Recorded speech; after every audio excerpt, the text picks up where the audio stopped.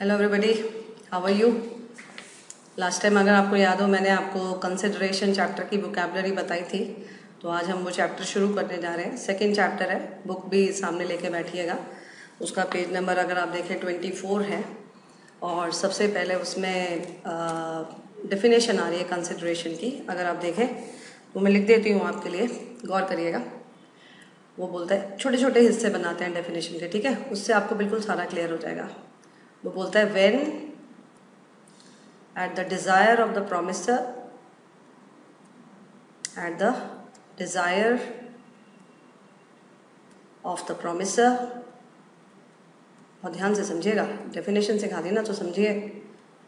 आप देखेंगे डेफिनेशन पे मैं बड़ी देर तक समझाती रहूँगी, क्योंकि डेफिनेशन ही सबसे ज़्यादा इंपॉर्टेंट होती है। वो समझ आ जाए तो समझिए सब समझ आ गया आपको। बोलता है when at the desire of the promisor, फिर नेक्स्ट पार्ट आता है द प्रोमिसी और द प्रोमिसी और एनी अदर पर्सन। लिखते लिखते आपको भी समझ आना शुरू हो जाएगा। द प्रोमिसी और any other person has done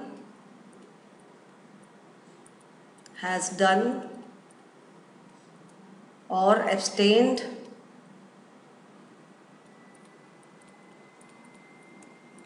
from doing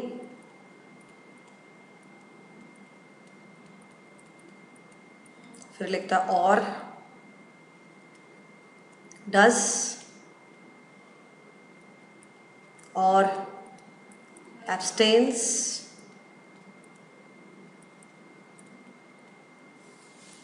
from doing और promises to do और abstain from doing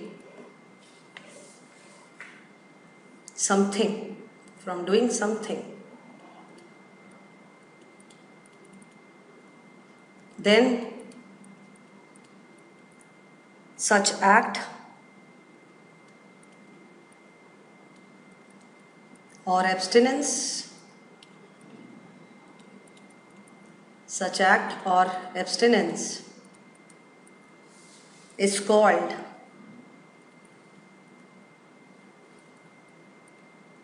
consideration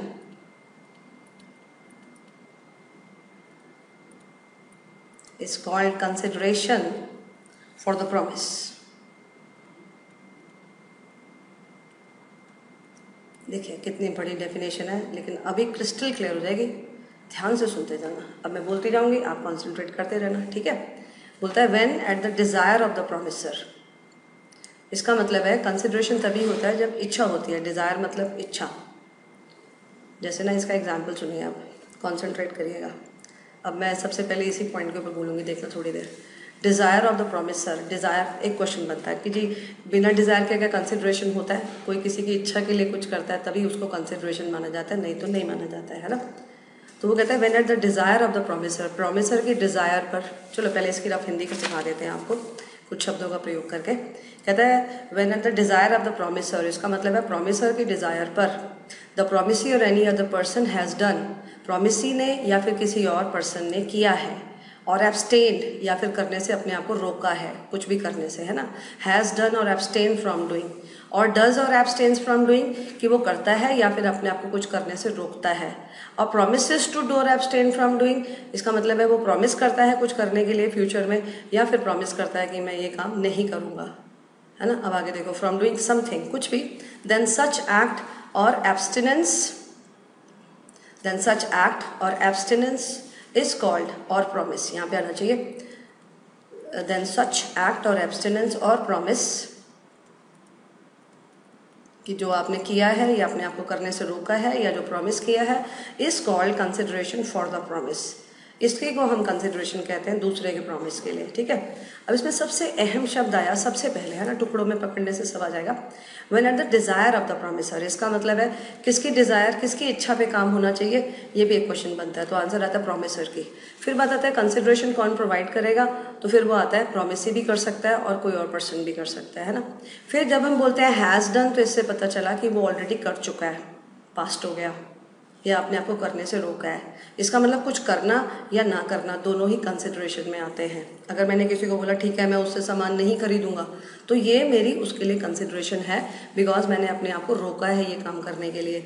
abstinence है मेरी, याद हो आपको ये वर्ड, एब्सटिनेंस होता है नेगेटिव प्रॉमिस, कि मैं एब्सटेन का मतलब होता है अपने आप को रोकना, है ना, और फिर एब्सटिनेंस होता है नेगेटिव प्रॉमिस। तो उसने कुछ किया है या अपने आप को करने से रोका है।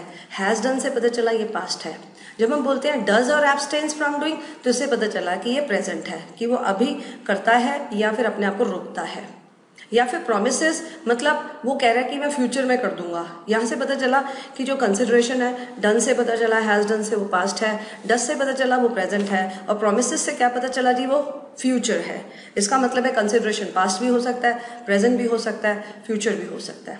और फिर कंसिडरेशन के 3 रूप हो सकते हैं, कोई एक्ट हो सकता है, कोई एब्सटिनेंस हो सकता है, कोई प्रॉमिस हो सकता है। एक्ट है कि आप किसी के लिए कुछ कर रहे हो, एब्सटिनेंस है कि आप अपने आप को करने से रोक रहे हो, है ना। तो अगर आपको याद हो, मैंने जब आपको एग्रीमेंट सिखाया था, तो एग्रीमेंट का क्या डेफिनेशन दिया था, अ सेट ऑफ प्रोमिसेस, पूरा बोलूं, अ सिंगल प्रॉमिस और a set of promises forming consideration for each other. तब मैंने आपको बोला था मेरा प्रॉमिस तेरी कंसिडरेशन, अब देखो वही तो लिखा हुआ है, promise is called consideration for the promise. आगे ना वही बात फिर से, कि मेरा प्रॉमिस तेरी कंसिडरेशन, तेरा प्रॉमिस मेरी कंसिडरेशन, हम दोनों का प्रॉमिस एक दूसरे की कंसिडरेशन, तो क्या हो गया, एग्रीमेंट, है ना। तो आज हम उसी कंसिडरेशन को सीख रहे हैं। कंसिडरेशन के लिए आपको याद हो एक और वर्ड मैंने सिखाया था, क्विड प्रो क्यो, याद है, the word is quid pro क्यो। ये भी एक क्वेश्चन है अपने आप में कि कंसिडरेशन को क्या बोलते हैं, क्विड प्रो क्यो, that means something in return, कि जो बदले में हमें मिले। आज उस दिन मैंने सिर्फ 3 शब्द सिखाए थे, आज आप इसकी बिल्कुल डिटेल नॉलेज ले रहे हो, ठीक है। अब आप इसको सुनते जाना, आगे बढ़ती हूँ, इन्हीं शब्दों पर रहूँगी भी बड़ी देर तक, कॉन्सेंट्रेट करिएगा। एक लाइन हम बोलते हैं, देखना, एक लाइन मैं बोलती हूँ, no consideration no contract. Consideration को शॉर्ट में लिख देते हैं, नो कंसिडरेशन नो कॉन्ट्रैक्ट। इसका मतलब है अगर आप कंसिडरेशन नहीं दे रहे हो तो वो कॉन्ट्रैक्ट ही नहीं होता। इसका मतलब है जो कंसिडरेशन है इसका होना बहुत ज़रूरी है। क्यों? क्योंकि ये एक एसेंशियल एलिमेंट है। अगर आपको कॉन्ट्रैक्ट बनाना है तो फिर वही वाली लाइन, एग्रीमेंट भी तब बनता है जब प्रोमिसेस होते हैं, और दोनों के प्रोमिसेस एक दूसरे के लिए क्या बनते हैं, कंसिडरेशन। इसका मतलब है no consideration no contract. Is that clear? Right. उसके बाद देख, एक लाइन और बोलते हैं हम, नो डिजायर नो कंसिडरेशन। देख क्या लिखा है, नो डिजायर नो कंसिडरेशन। इसका क्या मतलब है, जब तक दूसरे की इच्छा ना हो तो आपने उसके लिए जो भी किया वो आपने क्यों किया आप जानो भैया, ये उसके लिए कंसिडरेशन नहीं है, क्योंकि सामने के लिए वो कंसिडरेशन तभी होगी जब उसकी इच्छा पे आप करोगे, राइट। अब इसका मैं एक एग्जाम्पल बनाती हूँ, सुनना। एग्जाम्पल नंबर 1 या नंबर ना दो क्या चलेगा। अब मान लीजिए एक बंदा जो है वो ए है, ठीक है, और वो ना डूब रहा है, he is drowning in the river, वो डूब रहा है रिवर में, ठीक है, और फिर वो चिल्ला रहा है, ही इज़ शाउटिंग। क्या शाउट कर रहा है वो, कहता है ही शाउट्स या ही शाउटिंग, जो भी बोल ले तो क्या जा रहा है, ही शाउट्स बचाओ बचाओ बचाओ बचाओ, ऐसे ऐसे चिल्ला रहा है वो, बचाओ बचाओ बचाओ बचाओ, ठीक है। अब वहाँ से एक बंदा जा रहा होता है, मतलब ब्रिज के ऊपर से जा रहा होता है, उसको लगता है यार कोई बचाओ बचाओ चिल्ला रहा है, वो तो रिवर में होता है, नीचे डूब रहा होता है और वो चिल्ला रहा, वो गिरा कैसे, क्या सोचना, छोटी सी बात है, वो डूब रहा है और वो बेचारा चिल्ला रहा है भैया कोई बचा लो मुझे आके। अब जो बी है उसने देखा उसको, ओहो ये तो बेचारा बचाओ बचाओ चिल्ला रहा है, इसको तैरना भी नहीं आता। अब बी को तैरना आता था, वो कूदा और उसको बचा लिया, है ना। तो बी ने उसको सेव कर लिया सपोज, ठीक है, बी ने उसको सेव किया, बी सेव देम। अब मैं आपसे पूछती हूँ कि बी ने जो उसके लिए किया, क्या वो ए के लिए कंसिडरेशन है? ये जो उसने उसको सेव किया, क्या ये कंसिडरेशन है? तो आप बोलोगे यस है। क्यों है? क्योंकि उसने उसके कहने पे उसको बचाया। वो बोल रहा था बचाओ बचाओ बचाओ, तो आंसर आता है this is consideration for a. क्यों? क्योंकि उसने किसके कहने पे बचाया? ए के कहने पे। अब जब ए बाहर आ गया, उसका बिल्कुल ठीक ठाक हालत हुआ, तो उसने बोला धन्यवाद भाई साहब, मैं आपका बड़ा शुक्रगुजार हूँ, I am so much thankful to you, मैं आपको प्रॉमिस करता हूँ मैं इस सर्विस के आपको 10,000 रुपये दूंगा। ठीक है, सपोज ए ने उसको प्रॉमिस किया कि जी मैं आपको 10,000 रुपये दूंगा। ये प्रोमिसेस कि मैं आपको कितने रुपए दूंगा? 10,000 रुपये दूंगा क्योंकि आपने मुझे बचाया है। तो क्या अब ये एग्रीमेंट वैलिड है? क्या ये कॉन्ट्रैक्ट बन गया? क्या ये लीगल है? क्या इसमें एनफोर्सेबिलिटी है? तो आंसर आता है यस है। क्यों? क्योंकि उसने उसके कहने पर उसको बचाया है और वो उसको प्रॉमिस कर रहा है, तो अब उसको ये प्रॉमिस पूरा करना पड़ेगा। अगर ए ने अपना प्रॉमिस पूरा नहीं किया तो क्या बी एनफोर्स कर सकता है? तो आंसर इज यस, क्योंकि ये क्या है? ये एक वैलिड कॉन्ट्रैक्ट है। ये क्या है? ये एक वैलिड कॉन्ट्रैक्ट है। इसका मतलब है बी एनफोर्स कर सकता है। एनफोर्स का मतलब मैंने आपको क्या बताया था कि वो कोर्ट ऑफ लॉ जा सकता है अगर उसने पैसे नहीं दिए तो, राइट। सिर्फ इसलिए क्योंकि इसमें कंसिडरेशन है। और कंसिडरेशन क्यों है? क्योंकि इसमें डिज़ायर है, राइट। अब एक और एग्जाम्पल देख, इसको अगले पेज पे लेके जाते हैं। देखो अब सेकेंड एग्जाम्पल है, इसमें ना x drowning, again same story कि वो ना डूब रहा होता है एक रिवर में, he is drowning in a river, और वो बचाओ बचाओ नहीं चिल्ला रहा होता है ना, वो बचाओ बचाओ नहीं चिल्ला रहा है। अब मैं तेरे से पूछूं फिर वो क्या कर रहा है, तो आप बोलेंगे वो सुइसाइड कर रहा है ना। सुई मतलब सेल्फ और साइड मतलब मर्डर, तो वो अपना मर्डर कर रहा है। इसका मतलब सुइसाइड कर रहा है, मतलब आत्महत्या जिसे हिंदी में बोलते हो, वो सुइसाइड कर रहा है। अब ऊपर से ऐसे ही भाई जा रहा होता है ब्रिज के ऊपर से, है ना, उसकी ऐसे ही नीचे नज़र पड़ जाती है और वो देखता है कि यार रिवर में तो कोई डूब रहा है और बेचारा बचाओ बचाओ भी नहीं बोल पा रहा। हाँ, बच्चे की तो बड़ी बुरी हालत हो रही है। अब उसको स्विमिंग आती होती है और फिर वो उसको बचा लेता है। अब आप सोचो, क्या उसने उसके कहने पे बचाया? क्या ये कंसिडरेशन है? सोच लो फिर से स्टोरी सुन कि एक्स जो है वो डूब रहा है और वो सुइसाइड कर रहा है, वाई उसे बचा लेता है। क्या इसमें एक्स की डिज़ायर थी? तो आंसर इज नो। तो जो आपने किया वो उसकी डिज़ायर के बिना किया, तो क्या वो उसके लिए कंसिडरेशन हुआ? तो आंसर इज नो। इसका मतलब है this is not consideration for x, है ना। इसका मतलब ये एक्स के लिए कंसिडरेशन नहीं है, राइट। इस एग्जाम्पल को ना बाद में मैं दोबारा भी लेकर आऊँगी, आगे जाके एक पॉइंट आता है उसमें फिर से यही वाला एग्जाम्पल देती हूँ। और छोटी सी बात कि ये उसके लिए कंसिडरेशन नहीं है। अब बात आती है कंसिडरेशन क्यों नहीं है? Because no desire. किसकी? No desire of X. इसका मतलब है अगर आप किसी के लिए कुछ कर रहे हो और ज़बरदस्ती कर रहे हो तो वो उसके लिए कंसिडरेशन नहीं है। जैसे ना एक ब्रदर अपने दूसरे ब्रदर को बोलता है, एक और एग्जांपल सुन, एग्जांपल से सारा कुछ क्लियर हो जाता है। एक ब्रदर ना अपने दूसरे ब्रदर को बोलता है ला मैं तेरा होमवर्क कर दूँ, तो छोटा बोलता है नहीं नहीं मेरे को तेरे से होमवर्क नहीं करवाना। तो बड़ा बोलता है ला ना मैं कर देता हूँ तेरा होमवर्क। अब मान लो ये बात दोस्तों के बीच में चल रही है, कोई भी दो व्यक्ति विशेष है उनके बीच में चल रही है, अब जबरदस्ती उसकी नोटबुक उठा के कोई होमवर्क कर रहा है, तो क्या ये उसके लिए कंसिडरेशन है? आंसर इज नो, ये कंसिडरेशन नहीं है। यहाँ से एक बात बार बार क्लियर कर रही हूँ मैं, नो डिज़ायर नो कंसिडरेशन। फिर अगर आप डेफिनेशन पे वापस जाओ, देखो कहता है when at the desire of the promisor, यहाँ से क्लियर हो गया ना, नो डिज़ायर नो कंसिडरेशन, ऐसे पढ़ते हैं लॉ को, हर शब्द को समझते हैं। तो वो बोलता है कि जब प्रोमिसर की डिज़ायर होती है तो फिर किसने काम किया? प्रोमिसी ने या फिर किसी भी और पर्सन ने। अब ये क्या है, प्रोमिसी ने या किसी भी और पर्सन ने? इसके लिए ना एक एग्जाम्पल देखो, कॉन्सेंट्रेट करना। ये ना बुक में भी एक केस है, एक नहीं है बल्कि दो केसेस हैं, और ध्यान एक और केस याद आया मुझे जिसमें ना मैं आपको दिखाती हूँ। इसके दुर्गा प्रसाद वर्सेस बालदेव, आप बुक पढ़ रहे हो ना, बुक को सामने रखो, तो उसमें देखो एक केस का नाम है दुर्गा प्रसाद वर्सेस बालदेव, और उससे भी पहले एक एग्जाम्पल है, वो एग्जाम्पल सुनो पहले। यहाँ पे मैं लिख देती हूँ वो एग्जाम्पल, ठीक है। आप बताना, पढ़ना मत किताब को जब मैं पढ़ा रही हूँ आपको, ठीक है, मत देखो, सिर्फ मुझे देखो। अब सुनो कि ना एक बंदा ना उसके घर में ना आग लग जाती है, एक बंदे के घर में फायर लग गई, उसका घर जो है वो जल रहा है, ठीक है।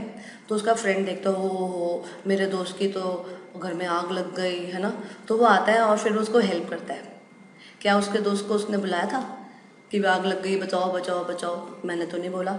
जब मैंने नहीं बोला इसका मतलब वो नहीं बुला रहा था, वो तो खुद ही परेशान था, पानी वानी डाल रहा होगा या जो भी कर रहा होगा। तो उसका दोस्त गया और उसने उसकी हेल्प करी और उसने आग बुझाने में पूरी हेल्प कर दी, तो क्या वो कंसिडरेशन है? क्या उसके दोस्त की डिज़ायर थी? क्या उसने उसको बोला था यार आगे मदद कर? नहीं। इसका मतलब है यहाँ पे भी वो कंसिडरेशन नहीं है। इसका मतलब है बार बार एक छोटी सी बात सीख रहे हैं कि ये कंसिडरेशन नहीं है क्योंकि उसके दोस्त की डिज़ायर नहीं थी, राइट। अच्छा, ऐसे एक और एग्जाम्पल है।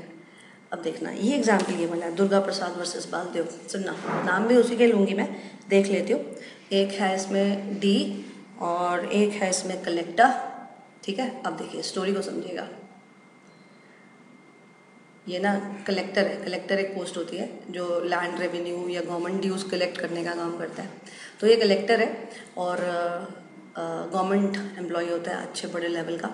और डी ने जो है कलेक्टर की रिक्वेस्ट पे ना एक जगह पे मार्केट बनाई। देखो लैंग्वेज, कहता है D had built at his own expense a market. इसका मतलब है इसने क्या करा, ही बिल्ट मार्केट, ठीक है। इसने अपने खर्चे पे सारी मार्केट बनाई। किसकी रिक्वेस्ट थी? तो आंसर आता है इसकी रिक्वेस्ट थी, कलेक्टर की। स्टोरी क्लियर है? फिर से सुन कि कलेक्टर की रिक्वेस्ट पे डी ने एक मार्केट बनाई, ठीक है। अब जो शॉपकीपर्स होते हैं वो बड़े खुश हो जाते हैं, भैया मार्केट बनी तो बस अब तो बहुत अच्छा काम चलेगा, ऐसे करके, है ना, खुश तो होंगे, इतना अच्छा काम हो गया उनके लिए। तो शॉपकीपर्स ने ना इसको प्रॉमिस किया, इसको, ये कौन है, डी। दे प्रॉमिस डी कि ना भैया तूने बहुत अच्छा काम किया, तो हम जो भी सेल करेंगे ना, हम उस पर तेरे को कमीशन पे करेंगे। कहते हैं जो भी हम सेल करेंगे उस पर हम तेरे को कमीशन पे करेंगे, ठीक है, हम कमीशन देंगे तेरे को। अब मैं आपसे पूछूं, क्या ये शॉपकीपर और डी के बीच में वैलिड कॉन्ट्रैक्ट है? सोच लो, फिर से सोचो। डी ने मार्केट बिल्ड करी किसके कहने पे, किसके डिज़ायर पे, किसकी रिक्वेस्ट पे, कलेक्टर के। और शॉपकीपर्स ने प्रॉमिस किया। क्या शॉपकीपर पहले से सीन में थे? मैं आपकी हेल्प कर रही हूँ, तो आंसर है शॉपकीपर्स पहले से सीन में नहीं थे। फिर दूसरा क्वेश्चन, क्या डी ने शॉपकीपर्स के कहने पे मार्केट बनाई? Answer is no. फिर किस बात की कमीशन दे रहे हैं? अब मान लो इसका मतलब है इनके बीच में कोई वैलिड कॉन्ट्रैक्ट नहीं है। क्यों नहीं है? कोई लॉजिक बताएगा कि इनके बीच में कोई वैलिड कॉन्ट्रैक्ट नहीं है। क्यों वैलिड कॉन्ट्रैक्ट नहीं है? Because no desire of shopkeepers. किस चीज़ की डिज़ायर? मार्केट बनवाने की। No desire of shopkeepers. जो डी ने काम किया वो किसके डिज़ायर पे किया? वो उसने कलेक्टर की रिक्वेस्ट पे किया, शॉपकीपर्स के कहने पे थोड़ी ना किया। सोच लो आप। इसलिए उन्होंने शॉपकीपर्स के डिज़ायर पे नहीं किया, इसलिए ये शॉपकीपर और डी के बीच में वैलिड कॉन्ट्रैक्ट नहीं है। इसका मतलब है जो डी है वो उसे एनफोर्स नहीं कर सकता। समझ आया? ये एग्जाम्पल है दुर्गा प्रसाद वर्सेस बालदेव का, जब आप बुक में पढ़ोगे तो, राइट। अब एक और एग्जाम्पल देखना, जो नेक्स्ट पॉइंट है कि हम बोलते हैं कि ये बात तो क्लियर हो गई कि डिज़ायर होनी चाहिए प्रॉमिसर की, है ना। अब बात आती है कि कौन कंसिडरेशन दे सकता है, तो उसका आंसर आया जी प्रॉमिस भी दे सकता है और कोई और बंदा भी दे सकता है। इसका मतलब है हम बोलते हैं कंसिडरेशन में मूव फ्रॉम एनीवन। देखो ध्यान से सुनना, कंसिडरेशन में मूव फ्रॉम एनीवन। ये जो एग्जाम्पल दूंगी ना ये बुक में नहीं है, तो ध्यान से देखिएगा। From anyone to anyone, Hindi आप भी कर सकते हैं इसकी, बहुत सिंपल है ना, कि कंसिडरेशन किसी से भी, है ना, किसी से भी किसी को मूव हो सकती है। ये दो शब्दों को ध्यान दो। तो कंसिडरेशन में move from anyone to anyone. अब ये क्या है, इसके लिए मैंने एक एग्जाम्पल बनाया हुआ है, आप उसको सुनो, बहुत अच्छा भी लगेगा, ठीक है। मान लो ए और बी, ये दोनों ना फादर है, ठीक है। ध्यान देना कि ये दोनों क्या है, फादर है, पिताश्री हैं। बात आती है ए किसके फादर है, इनके सन्स कौन है, तो आंसर आता है एक्स इसका सन है और वाई इसका सन है, ठीक है।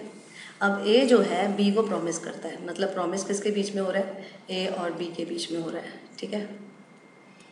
अब ए बी को क्या प्रॉमिस करता है, वो कहता है अगर तेरा बेटा मेरे बेटे के लिए ये काम कर देगा तो मैं प्रॉमिस करता हूँ मेरा बेटा एक्स तेरे बेटे के लिए ये काम कर देगा।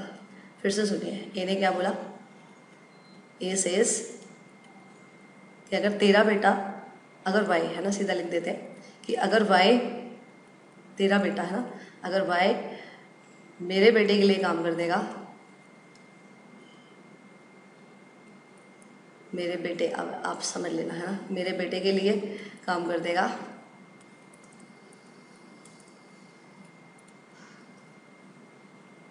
काम करेगा तो मेरा बेटा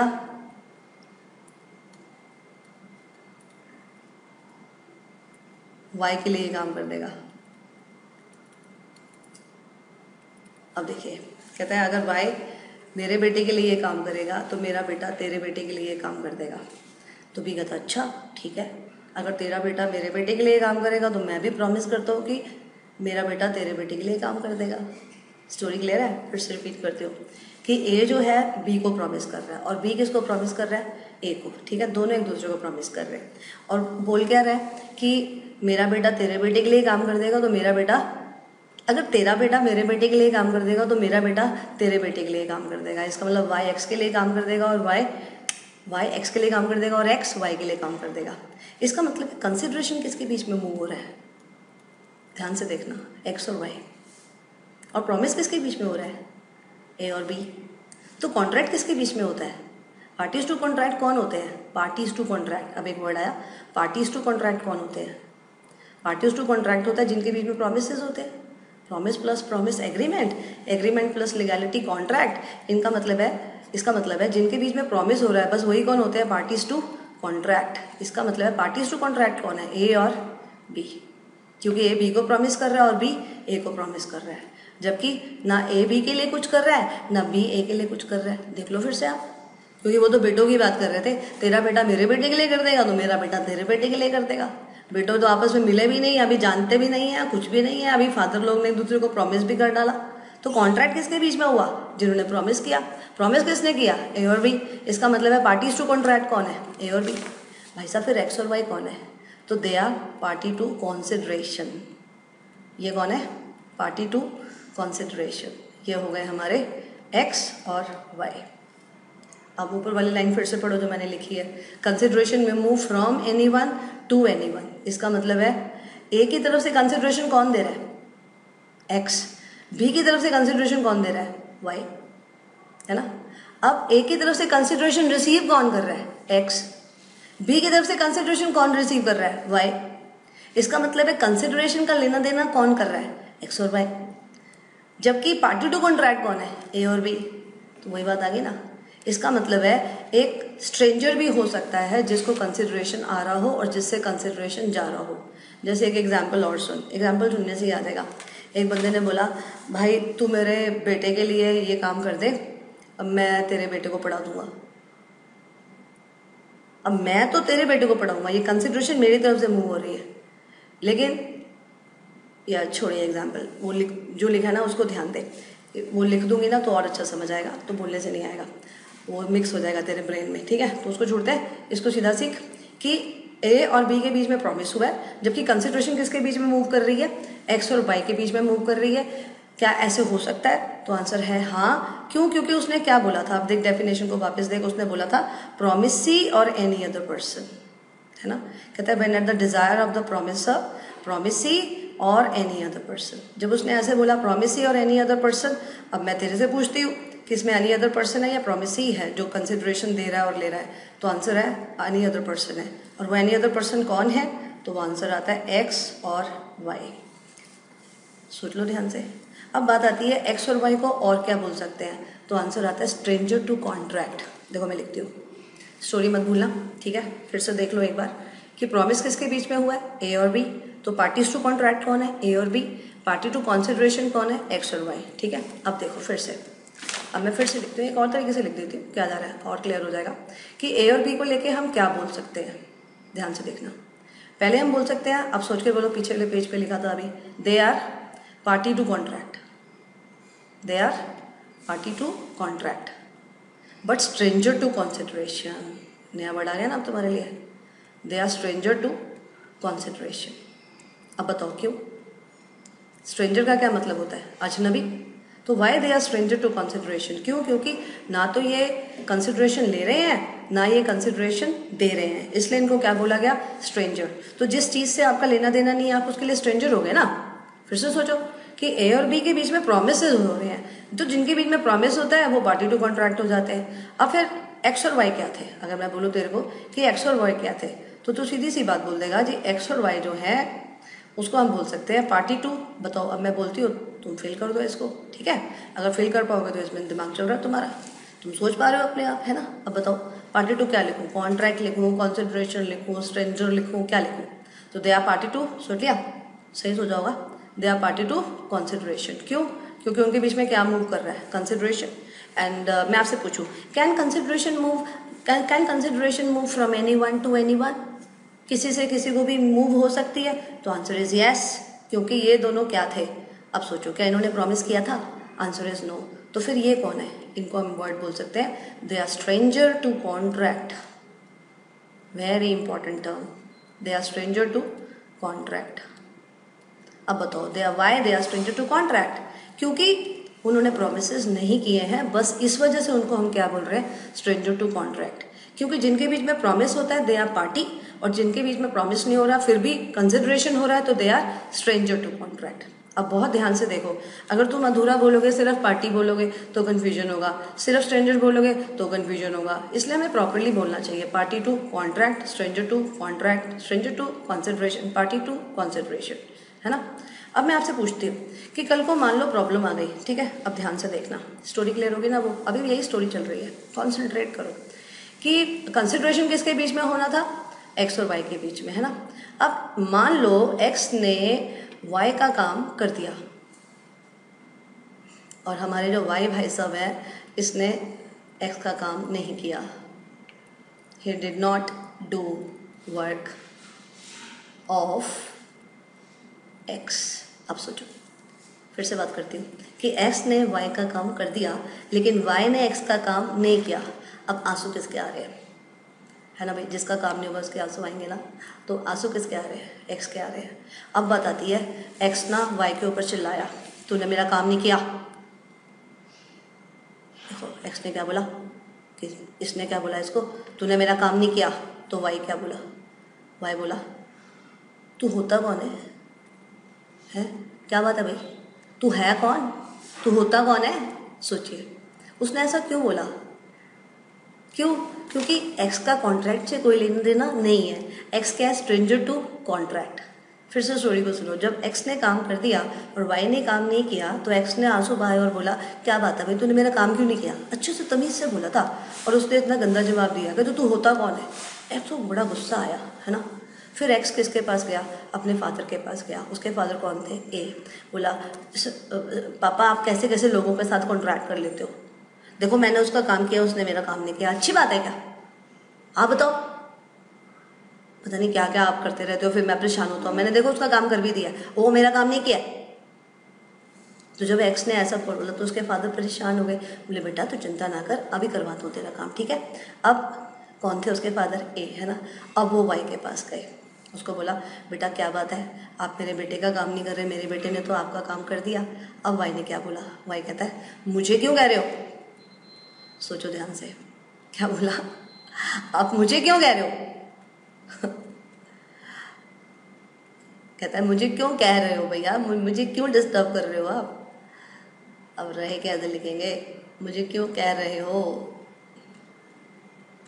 कहता है मुझे क्यों कह रहे हो आप? इससे वो क्या मतलब है, ऐसा वो क्यों बोल रहा है? क्योंकि वो ये कहना चाहता है अंकल मैंने आपको प्रॉमिस किया था क्या, तो अब मुझे क्यों कह रहे हो? देखो फिर से, जब एक्स ने उसको बोला तो उसको बोला तू कौन होता भाई?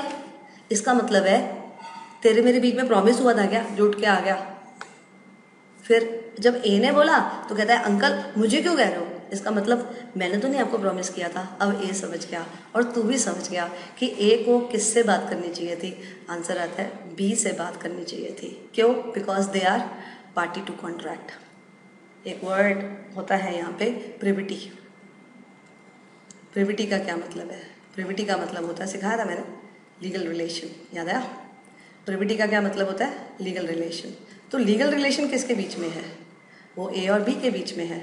तो हम बोलेंगे privity exist between A and B. हम क्या बोलेंगे? There exist privity between A and B. इसका मतलब क्या है? There exist legal relation between A and B. इसका मतलब अगर ए को प्रॉब्लम है तो वो किससे बोलेगा? बी को। अगर बी को प्रॉब्लम है तो वो किसको बोलेगा? ए को। अगर मान लो कल को केस कर रहे हैं तो कौन किस पे करेगा? ए बी पे और बी ए पे। क्यों? क्योंकि only party to contract can sue. अब ये क्या है? ये है डॉक्ट्राइन ऑफ, अब देखो एक वर्ड सिखाया था तुम्हें, डॉक्ट्राइन, याद है? डॉक्ट्राइन का मतलब होता है प्रिंसिपल। तो doctrine of privity of contract, है ना, इसको अपने शब्दों में बोलो, प्रिंसिपल ऑफ लीगल रिलेशन, है ना, doctrine of privity of contract. अब ये प्रिंसिपल क्या कहता है? ये प्रिंसिपल कहता है only party to contract can sue. क्या बोला? Only party to contract can स्यू,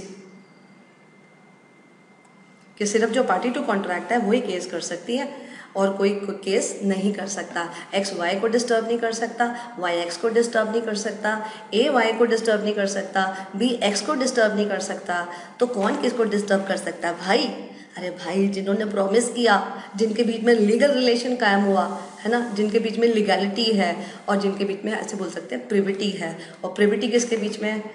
ए और बी। इसलिए doctrine of privity of contract के मुताबिक सिर्फ ए बी के ऊपर केस कर सकता है और बी ए के ऊपर केस कर सकता है ना। और यहाँ से समझ आया एक लाइन और, that stranger to contract can not sue. क्या लाइन समझ आई? और अच्छे से लिखती हूँ, देख, ये एक्स और वाई है ना, ये एक्स और वाई कौन थे? तो अभी अभी मैंने बताया वो थे stranger to contract, stranger to contract. Stranger to contract मतलब जिन्होंने कोई प्रॉमिस नहीं किया, बस उनके बीच में कंसिडरेशन मूव हो रहा है, तो उसको हम बोलते हैं स्ट्रेंजर टू कॉन्ट्रैक्ट, राइट। तो अब मैं तेरे से पूछूं, क्या स्ट्रेंजर टू कॉन्ट्रैक्ट के कोई राइट्स होते हैं? तो answer is no, they have no rights. भैया, राइट तब होते हैं जब आपके बीच में प्रॉमिस हुआ हो, सो दे हैव नो राइट। इसलिए तो जब एक्स ने वाई को बोला तो वाई ने क्या बोला? तू कौन होता है? इसका मतलब एक्स का कोई राइट नहीं है। समझ में आया ना? वो इसीलिए मैंने ये देखो ये स्टोरी जो लिखी थी, जब एक्स ने वाई को बोला तो वाई ने क्या बोला? तू कौन होता भाई? तू होता कौन है? इसका मतलब तेरा कोई हक नहीं है।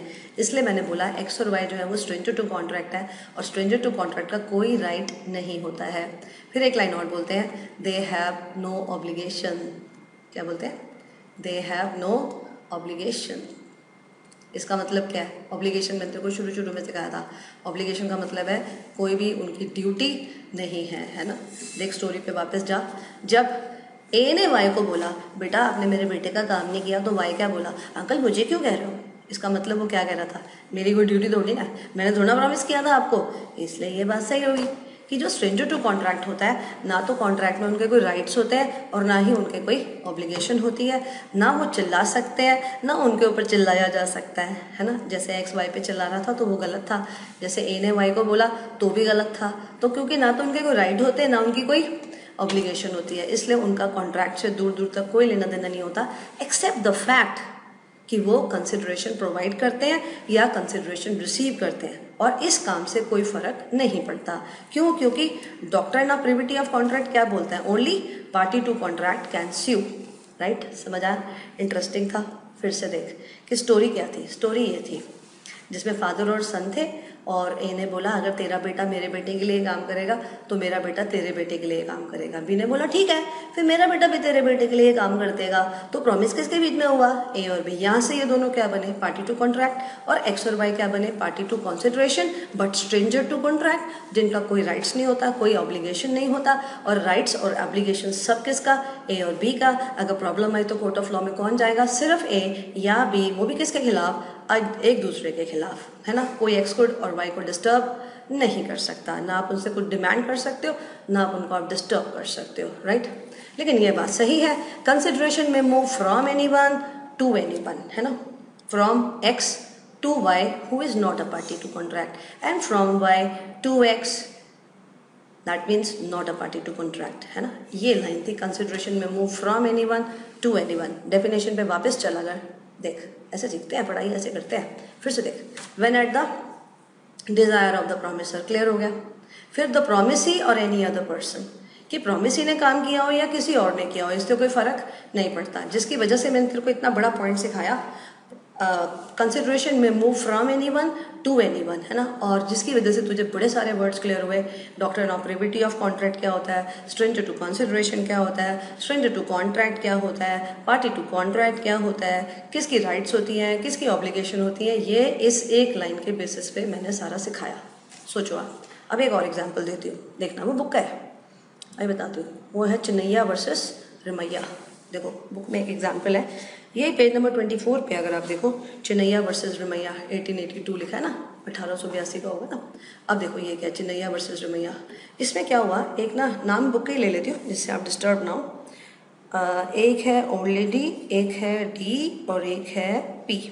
बिल्कुल वही लिखूंगी, देखना। एक है ओल्ड लेडी, ठीक है, एक है डी और एक है पी। अब ये डी है ना, ये डॉटर है। बता दिए किसकी डॉटर है, तो ये डॉटर ऑफ ओल्ड लेडी है। जो ओल्ड लेडी है ना, ये उसकी डॉटर है, बिटिया है उसकी, ठीक है। और जो पी है वो इसकी सिस्टर है। ये सिस्टर हो गई इसकी, किसकी, ओल्ड लेडी की। रिलेशन समझ आया पहले तो, फिर से देख कि एक हो गई हमारी ओल्ड लेडी, एक हो गई उसकी डॉटर डी, है ना, डी से डॉटर ऐसे भी याद कर सकते हो, और एक पी हो गई हमारी उसकी सिस्टर, इसकी मासी हो गई ना डी की। अब सुनना ध्यान से, जो ओल्ड लेडी है उसको लग रहा है कि उसकी डेथ होने वाली है, और ओल्ड लेडी ने अपनी डॉटर को बोला कि भैया मैं तेरे को ना अपनी सारी प्रॉपर्टी दे दूंगी।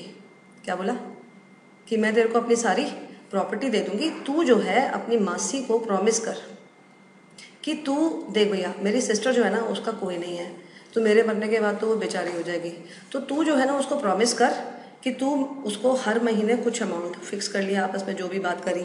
कुछ नहीं लिखा है एग्जाम्पल में, अगर आप पढ़ोगे तो ऐसे ही बोल देते हैं कि उसने सपोज उसको बोला तू 20,000 पर मंथ देगी, या बुक के हिसाब से बोले तो उसने उसको बोला कि एक पर्टिकुलर अमाउंट तू हर महीने मेरी बहन को देगी, और अगर तू उसके साथ ऐसा प्रॉमिस करती है, ऐसा कॉन्ट्रैक्ट करती है, तो मैं तेरे को प्रॉपर्टी दे देती हूँ।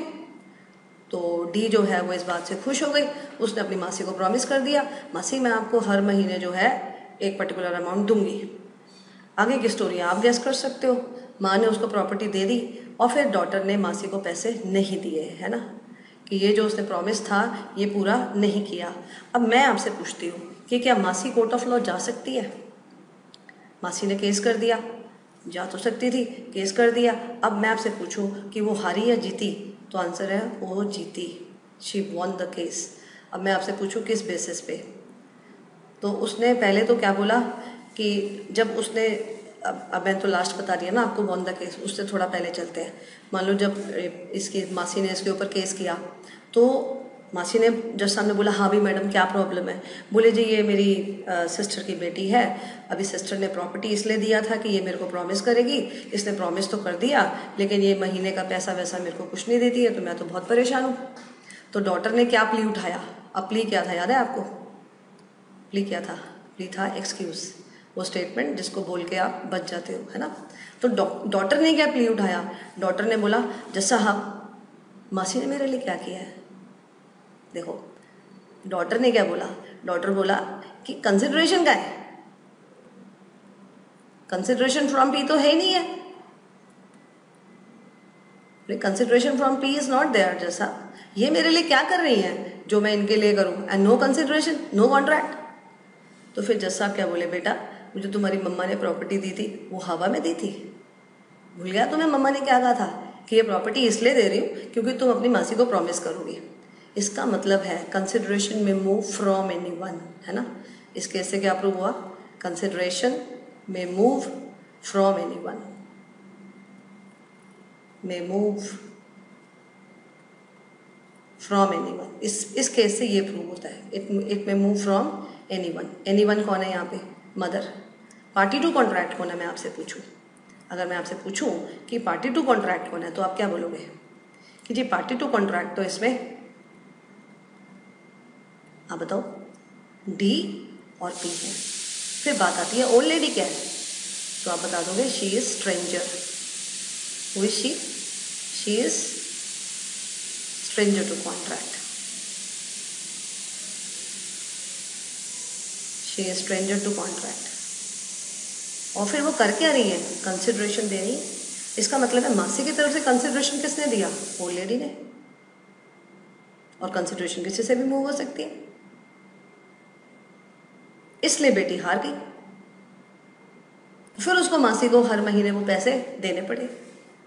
फिर से रिपीट करते हैं कि सबसे पहले ओल्ड लेडी ने क्या कहा, बेटा मैं आपको प्रॉपर्टी दूंगी, आप अपनी मासी से जाके प्रॉमिस करो।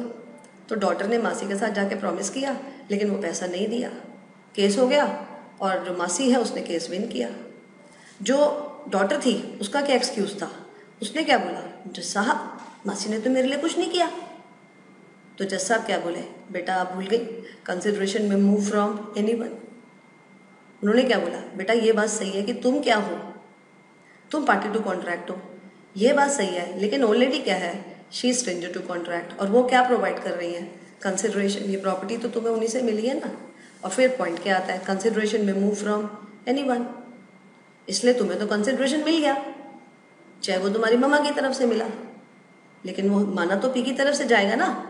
अब कोई भी कुछ कर दे किसी के लिए, उसमें क्या फर्क पड़ता है, आपको तो मिल गया ना, और इसी प्रॉमिस के बदले में मिला था ना। तो इसलिए बेटा चुपचाप मासी को हर महीने जो बोला था ना पैसा, वो पैसा देने का है, ठीक है। इस तरीके से मासी ने केस क्या करा, विन करा, तो शी वॉन द केस। समझ आया। ये है चिन्नैया वर्सेस रमैया का केस, आपकी बुक में पेज नंबर 24 पे। जितने भी एग्जाम्पल सिखा रही हूँ, अगर ये सारे एग्जाम्पल्स आप सेट रखोगे ना, आपको एक भी डाउट नहीं आएगा। डेफिनेशन पे वापस चलो, देखो ये लिखा है मैंने, अब देखो, अब 2 लाइनें क्लियर हो गई। पहला, when at the desire of the promisor, इसमें 2 क्वेश्चन बन चुके हैं कि क्या बिना डिज़ायर के कंसिडरेशन होता है, नो। फिर किसकी डिज़ायर पे, तो आंसर आता है प्रोमिसर। फिर कंसिडरेशन किससे मूव हो सकता है, तो प्रोमिसी और एनी अदर पर्सन, ठीक है। अब फिर आगे देखो, 3 हैज़ डन, डज और प्रोमिसेस से क्या पता चला, कंसिडरेशन में भी प्रेजेंट, पास्ट और फ्यूचर। फिर एब्सटेंट से क्या पता चला कि किसी के लिए कुछ करना या कुछ ना करना, दोनों ही क्या होते हैं, कंसिडरेशन होते हैं, है ना। अब ध्यान देना, आगे बढ़ते हैं, फ्रेश पेज पे चलते हैं। देखिए ये आता है, इसमें पॉइंट नंबर 3 आता है अब आपकी बुक में, अगर आप गौर करें। देखो पॉइंट नंबर 1 मैंने बता दिया, it must move at the desire of the promisor, सारे एग्जाम्पल बता दिए। दूसरा पॉइंट आता है, it may move from the promisee और एनी अदर पर्सन, ये भी पूरा एक्सप्लेन कर दिया, सब कुछ बता दिया। फिर थर्ड पॉइंट देखिए वो क्या बोलता है, कहता है it may be an act, abstinence, forbearance और रिटर्न प्रॉमिस, है ना। और उसके अगली लाइन देखिए बहुत ध्यान से, मैं लिख भी देती हूँ आपके लिए, कहता है फॉरबियरेंस टू स्यू, बहुत इंपॉर्टेंट लाइन है, बुक में इसके ऊपर स्टार भी बना दीजिए। बोलता है फॉरबियरेंस टू स्यू। फिर नेक्स्ट लिखता है कॉम्प्रोमाइज ऑफ डिस्प्यूटेड क्लेम। देखो क्या बोलता है, कहता है कॉम्प्रोमाइज ऑफ डिस्प्यूटेड क्लेम। एक एक वर्ड को ध्यान से पढ़ना चाहिए, है ना। हाँ, कॉम्प्रोमाइज ऑफ डिस्प्यूटेड क्लेम। और फिर एक लिखा कॉम्पोजिशन विद क्रेडिटर्स। देखो कॉम्पोजिशन विद क्रेडिटर्स, वो कहता है ये सब कंसिडरेशन होता है। कंसिडरेशन के बड़े सारे रूप हो सकते हैं। अब देखो एक एक वर्ड पे चलते हैं, ठीक है। अब पहला आता है फॉरबियरेंस टू स्यू, मैंने आपको सिखाया था। फॉरबियर मतलब फॉरगिव, फॉरगिव मतलब माफ़ करना। इसका मतलब है, आप स्टोरी सुनो, ध्यान रखना जो मैं बोल रही हूँ। एक ना सड़क पे कोई आदमी किसी को अपनी गाड़ी से टक्कर मार देता है, ठीक है। और जिसको टक्कर मारता है वो बेचारा स्कूटर पे होता है। अब वो गिर जाता है और उसके चोट वोट लगती है, तो ये डर जाता है गाड़ी वाला, कार जो चला रहा था। फिर जो कार चला रहा था वो उसको कहता है भैया प्लीज़ तू पुलिस के मत जाइयो, मेरे अगेंस्ट रपट मत लिखवा, मतलब FIR मत दर्ज करा, कोई केस वेस मत कर प्लीज़, मेरे को माफ़ कर दे तू, है ना, तू मेरे ऊपर केस मत करियो please, I want forbearance to sue from your side, है ना, तो प्लीज़ ये काम कर दे, और मैं तेरा मेडिकल चार्जेस प्लस तेरी छुट्टी हो जाएगी हफ्ते भर की अपने ऑफिस से, उसमें तेरा जो भी लॉस होगा सैलरी का, तेरे घर पे जो भी प्रॉब्लम आएगा, पैसे की प्रॉब्लम, मैं सारी पूरी कर दूंगा, तो प्लीज़ भाई मेरे खिलाफ़ केस मत करियो, मैं तेरे से छोटी सी गुजारिश कर रहा हूँ। तो वो जो स्कूटर वाला था वो बोला ओके। अब सोचो, मान लो जो कार वाला था वो A था और जो स्कूटर वाला था वो B था, है ना। सपोज जो स्कूटरिस्ट था वो था B और जो कार में था वो था A। अब इसने क्या किया, इसने इसकी तरफ से कंसिडरेशन किया फॉरबियरेंस, इसने बोला ओके मैं तेरे को माफ़ करता हूँ, इसने उसको फॉरबियरेंस दिया, है ना, कि मैं तेरे ऊपर केस नहीं करूँगा। और इसने क्या प्रॉमिस किया कि सपोज़ टोटल मिला के उसने बोला उसका मेडिकल चार्जेस और सब घर का खर्चा मिला के सपोज़ 20,000 हो गया, तो ये 20,000 का प्रॉमिस इसने किया कि मैं सारा खर्चा करूँगा 20,000 जितना। अब अगर मैं आपसे पूछ रही हूँ, ठीक है। अगर इसने 20,000 खर्च नहीं किए तो क्या बी इस कॉन्ट्रैक्ट को कोर्ट ऑफ लॉ लेके जा सकता है? तो आंसर इज यस, जा सकता है। क्यों? क्योंकि अब मान लो वो गया तो ए बोलेगा इसने मेरे लिए क्या किया, तो बी क्या बोलेगा कि मैंने इसको माफ़ किया। तो जज साहब क्या बोलेंगे, हाँ भाई माफ़ करना भी कंसिडरेशन होता है। इसका मतलब ये हुआ इसने माफ़ किया तो वो कंसिडरेशन है, उसकी कंसिडरेशन है कि उसने माफ़ किया, इसलिए तुम्हारे बीच में कॉन्ट्रैक्ट बना, इसलिए तुम अपना प्रॉमिस पूरा करो 20,000 रुपये देने का। It is a valid contract. सोचो, इसका मतलब है फॉरबियरेंस टू स्यू अपने आप में बहुत बड़ी बात है। अगर आप किसी को केस करने से माफ़ कर रहे हो, है ना, आप कह रहे हो कि मैं तेरे को सू नहीं करूँगा, तेरे ऊपर केस नहीं करूँगा, मैं तेरे को माफ़ करता हूँ, तो ये अगले के लिए कंसिडरेशन है। और उसके बदले में उसने जो भी काम करने को बोला है, चाहे वो 20,000 देना है, चाहे वो उसकी कुछ भी काम करने का है, वो काम अब उसको करना पड़ेगा। अब मान लो उल्टा सोचो, मान लो ए जो है, ध्यान से सुनना, ए जो है वो खर्च वर्च कर देता है और बी अभी भी कोर्ट ऑफ लॉ उसके ऊपर केस करता है। अब ए प्रूव कर देगा कि इसने मुझे कहा था ये माफ़ करेगा, तो वो ए केस जीतेगा या हारेगा? आई रिपीट कि ए ने उसके ऊपर 20,000 खर्च कर दिया, बी फिर भी कोर्ट ऑफ लॉ पहुंच गया, इसने मेरा एक्सीडेंट किया, ऐसा है वैसा है। तो जो ए है अब वो प्रूव कर देगा कि जैसा भी इसने माफ़ किया था इसलिए मैंने ये सारा खर्चा किया। तो मैं आपसे पूछ रही हूँ, ठीक है, कि ए केस जीतेगा या हारेगा? तो आंसर आता है ए केस जीतेगा। क्यों? क्योंकि फॉरबियरेंस कंसिडरेशन है जो उसको देना चाहिए था। इसका मतलब दोनों को अपना अपना काम करना पड़ेगा। अगर उसने बोला मैं फॉरबियर करता हूँ तो वो कोर्ट नहीं जा सकता, उसने बोला मैं 20,000 दूंगा तो उसको वो 20,000 देना पड़ेगा। मजाक कोई भी नहीं कर रहा था, it was all serious. Yes और नो? क्लियर हो गया? फिर आता है उसके बाद कॉम्प्रोमाइज ऑफ डिस्प्यूटेड क्लेम। शब्दों को पकड़ा कर, कॉम्प्रोमाइज ऑफ डिस्प्यूटेड क्लेम का क्या मतलब है? कोई ना किसी के साथ किसी का कोई पैसा लेना बनता है, कोई क्लेम है, ठीक है। अब वो क्लेम कैसा है जी? वो क्लेम डिस्प्यूटेड है। डिस्प्यूटेड का मतलब झगड़ा हो रखा है। एक कह रहा है जी मैंने 10,000 लेना है, दूसरा कह रहा है नहीं जी मैंने तो 8,000 देना है। अब 2,000 का झगड़ा हो गया, है ना, तो अब परेशान है। तो एक दिन जिसने पैसे लेने थे बोला चल यार ठीक है मैं कॉम्प्रोमाइज़ करता हूँ, तू मेरे को 8,000 ही दे। तू 10 नहीं मान रहा ना, तू 8,000 ही दे। तेरे को पता है जबकि कि तूने मेरे 10 देने हैं, लेकिन तू 8 ही दे। अड़ा हुआ हूँ, तू भी अड़ा हुआ है, मैं भी अड़ा हुआ हूँ, तो मैं कॉम्प्रोमाइज़ करता हूँ तेरे साथ कि तू जो है मेरे को 8,000 ही दे, बस मेरा ये छोटा सा काम कर दे। देखो उसने क्या बोला, कहता तू मेरे को 8,000 दे प्लस मेरा एक स्मॉल सा वर्क है तू वो कर दे। तो क्या उसको अब ये काम करना पड़ेगा जिसने 8,000 दिए? तो आंसर इज यस। क्यों? क्योंकि अगला कॉम्प्रोमाइज़ कर रहा है ना, माफ़ किया ना अगले ने। अगर आप ध्यान से सोचोगे ना, इन सब में ना माफ़ी वर्ड आपको नज़र आएगा हर किसी में, कि आप उसको माफ़ कर रहे हो। क्योंकि जब आपने बोला ओके मैं तेरे ऊपर केस नहीं करूँगा तो आपने उसको माफ़ किया। जब आपने बोला ओके मैं कॉम्प्रोमाइज़ करता हूँ 2,000 रुपये का, तो ये भी उसका क्या था? माफ़ी था। ध्यान से सोच लो मैंने क्या बोला है, हर जगह ये वर्ड आपको मिलेगा, माफ़ी। और कानून ने क्या बोला है कि अगर कोई माफ़ करता है तो वो माफ़ करना भी अपने आप में क्या है? कंसिडरेशन है।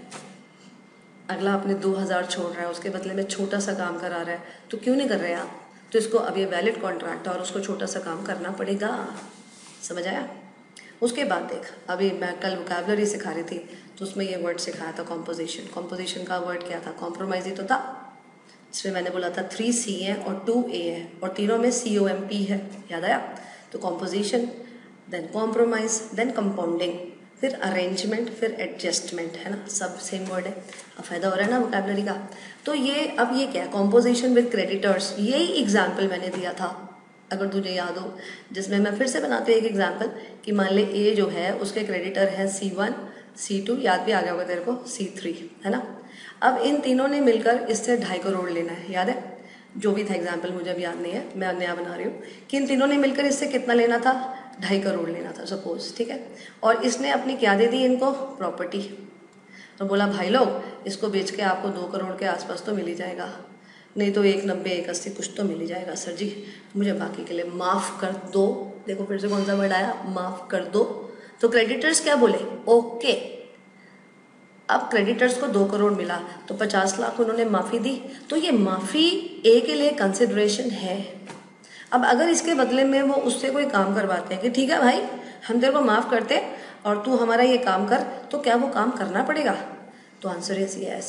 इसका मतलब है भाई जी मैं, आप मुझे माफ़ कर दो प्लस मैं आपके लिए ये वाला काम कर देता हूँ। तो तो वो जो काम करना है वो एक वैलिड कॉन्ट्रैक्ट बनेगा और उसे अब वो काम करना पड़ेगा। अगर उसने वो काम नहीं किया तो C1, C2, C3 court of law जा सकते हैं। क्यों? क्योंकि माफ़ करना उनकी तरफ से कंसिडरेशन था। इसका मतलब है इन्होंने फिर क्या किया उसके साथ, कॉम्पोजिशन मतलब उसको माफ़ किया, और जो माफ़ी होता है वो कंसिडरेशन है। समझिए इस बात को कि जो माफ़ी आप दे रहे हैं, किसी को फॉरगिव कर रहे हैं, दैट इज कंसिडरेशन, वो कंसिडरेशन है। Think about it. इसलिए उसने जो बोला कि मैं काम कर दूंगा वो काम करना पड़ेगा। यस और नो? इसका मतलब है forbearance to sue, compromise of disputed claim, composition with creditors, इन सब में एक वर्ड कॉमन है, माफ़ी। और अगर हम किसी को माफ़ी कर रहे हैं तो वो उसके लिए कंसिडरेशन होता है। तो आंसर इज यस, वो उसके लिए कंसिडरेशन होता है। यस और नो? चलिए उसके बाद देखिए इसमें